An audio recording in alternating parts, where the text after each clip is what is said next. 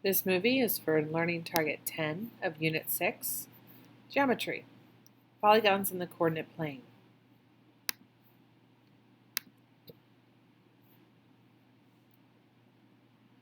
The first thing that we want to look at is when we're looking at polygons on a coordinate plane, if we want to find if sides are congruent or if diagonals are congruent, we're going to use the distance formula. A variation of this is using the Pythagorean theorem, making a right triangle on the coordinate plane, and using a squared plus b squared equals c squared. That's what the distance formula comes from. So that's how you would determine distance, or the length, on a coordinate plane. If you want to determine the coordinates of the midpoints of a side, you use the midpoint formula. If you want to know if diagonals bisect each other, you would use the midpoint formula, because if midpoints are shared, then the diagonals bisect each other. To determine if opposite sides are parallel, or if diagonals are perpendicular, or if sides are perpendicular, we use the slope formula, because parallel lines have the same slope. Perpendicular lines will have negative inverses. Let's look at an example. Let's take this triangle with vertices A, B, and C. And let's see if it's a scaling, isosceles, or equilateral triangle. In order to do that, we need to determine the lengths of each of the three sides, so that if they're all the same, they're equilateral.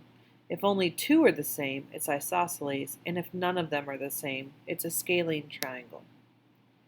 So we find the lengths using the distance formula. Let's start off with length for AB.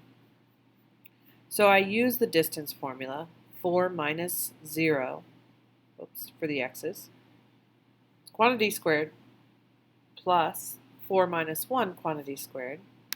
Simplifying that gives me 4 squared, 16, and then I get 3 squared, 9, and I end up with square root of 25. Square root of 25 simplifies to be 5. So what I want to do next is do that same thing for both BC and AC. And once I do that, you can see that I end up with 5 square root of 2. If you simplify the square root of 50, you get 5 square root of 2 and 5. So it looks like two of the sides are congruent. Therefore, it's an isosceles triangle. Again, you cannot do this based on looks. These are proofs using the coordinate plane. You can never say it's isosceles without backing it up. This is your evidence. So you always want to make sure you have your math evidence. This problem, you guys are going to be working together on at the end of this movie. So I'm going to move on to this one. Is the parallelogram ABCD a rhombus? Explain. Properties of a rhombus include all four sides congruent. It also includes diagonals that are going to be perpendicular. And we also know diagonals intersect angles so that they're congruent, but we're not going to be able to do angles on a coordinate plane. So the first thing we want to do is look at the slope formula and find the slopes of the diagonals. We're going to see if these guys are perpendicular. Slope of AC has me going up 5 to the right 6. And the slope of BD, I go down 3 to the right 2. So these two slopes, 5, 6, negative 3 halves. If I look at the product of the slopes, I don't get negative 1. So therefore, the lines are not perpendicular. So since the product of the slopes is not negative 1, or we could say that since the slopes are not negative inverses, then the diagonals are not perpendicular. Therefore, ABCD is not a rhombus. So again, it's based off of the properties that you've learned about the different shapes. This one you're going to be working with a partner on. So I'm going to move to this guy, classifying a quadrilateral. A kite is shown at the right. What is the most precise classification of the quadrilateral formed by the connecting the midpoints of the sides of the kite? So the first thing you need to do is find the midpoints for each of the four sides. We use the midpoint formula. If we put A on KI, We add up the x's, divide by 2, add the y's, divide by 2, and we get negative 2, 2. Let's see if we can add a point on there. Negative 2, 2. 1, 2, 1, 2. And then for B, we get 4, 2.